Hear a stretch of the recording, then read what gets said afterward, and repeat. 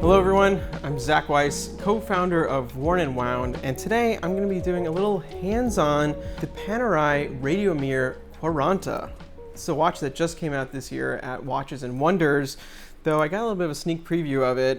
It was actually in our office for a photo shoot, and seeing it there, I liked it so much, or rather I was so kind of captivated by it that I grabbed it, and we asked if I could keep it for a prolonged amount of time to review it. And Panerai is a brand that I'm sure you are all familiar with. It's a brand people love, it's a brand people hate. So I saw this watch.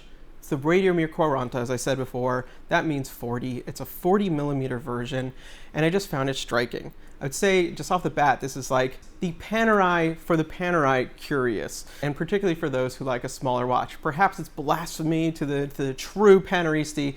I really don't know. I'm here for the watches, not the rest of it. I'm gonna start with what I liked about it, okay? And what I obviously like about it is the case and the looks of it in general, right? This still reads like a Radiomir, even if it is smaller. It is 40 millimeter square, it is wire lugged, so it's gonna wear even smaller than a typical 40 millimeter watch because you have really no lugs there.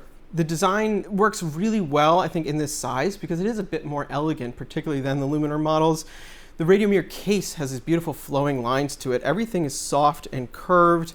The way the case sides bow out, the way the corners kind of pinch together and everything flows, it's actually just like a really beautiful, elegant design. It kind of feels like a polished steel stone.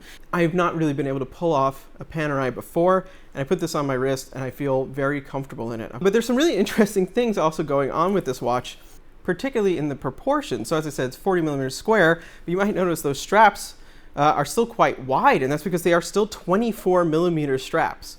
But because of the wire lugs, because of the case shape, and kind of just because of the kind of bravado of a Panerai, the big dial, etc., it works kind of really well. But it took me some time to get used to that wide strap, and it's really all about how it wears on the wrist. It's almost like an integrated strap, but it's obviously not. It's kind of what's surprising about this watch. It's 40 millimeters, it's thin, it wears well, but still has the kind of boldness that you expect from a Panerai, which I think is probably pretty important for the kind of general branding of the watch. Looking at the dial, there are three versions of it. There was blue, black, but this white silver dial really called out to me. You have a sub-second off at 9, which I think is a nice play. Once again, this is very typical Panerai, and you have these very large 12 and 6 numerals in their beautiful font, all cut through sandwich style to a layer of lume below, and it does glow quite well. So yeah, what I really like about this watch is the fit, the finish, and the fact that even though it's smaller, it still looks just like a Panerai, which, well, that's what you're here for.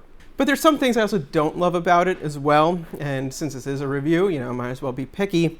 The first and foremost is the date window. I don't mind conceptually that it has a date. I do think this is a watch that you might be likely to wear on a daily basis if you have it, especially if you go into an office more. It has a nice, like I said, kind of formal casual, business casual, if you will, sort of style to it.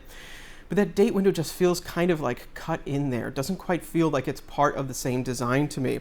It's a black typeface on a white disc. The white is a little bit brighter than the sort of silver white of the dial, so there's a touch of contrast there. And then the black is almost like too harsh, like you almost want like a dark brown instead. The square cutout and the black typeface just don't quite feel like they gel with the kind of aesthetic of the Panerai dial here. I think about watches like the vintage Universal Genève Pole Router, obviously an incredibly beautiful watch. But if you look at the date window on those, they're kind of these little keystone-shaped windows, and they had a typeface that matched the shape of the window, and they had open 6s, open 9s. I just absolutely love to see that here. I think that would have just tied the whole thing together, so to speak. Now, admittedly, obviously, this isn't a dive watch, but Panerai's history and sort of the lore of the brand and even how they position their art and the graphics is so directly tied to maritime and aquatic activities that 30 meters just seems incredibly low. 30 is sort of like the absolute minimum you ever see from a brand, and this does have a screw-down crown on it as well, so just feels kind of a little bit off there. So those are the details about this watch that just don't quite work for me, but the rest of it, I think, like I said, feels really nice. It fits really nice. Inside of the Radiomir Quaranta is the Panerai P900, which is a 3-day automatic, beats at 28,800 beats per hour. This is a Val Fleurier movement, which is Richemont's kind of like group movement maker. You can think of them sort of like the ETA to Swatch of the Richemont group. They also make for Baume Mercier. They might call it in-house. I think I'm more comfortable calling it in-group. Regardless, it is sort of proprietary to the family of watches. And this watch comes in at $6,000. $6,000 is obviously not cheap. It's pretty expensive, but it is completely in line with Richemont luxury retail watches. That's just the price for entry, I'm afraid, at Panerai. So whether or not this is a good value, it's sort of up to you. Obviously, there's a lot of watches that cost less that have very similar features, but are they Panerai? No. And in the end of the day, I think that's sort of the most important question is if you like it, if you think it fits your lifestyle, and if you'd enjoy it. So anyway, that's the Panerai Radiomir Quaranta, which is a tongue twister in silvery white. Please check out my full hands-on look at this on wornandwound.com. If you enjoyed this video, please do like and subscribe. We very much appreciate it, and I will hopefully see you soon.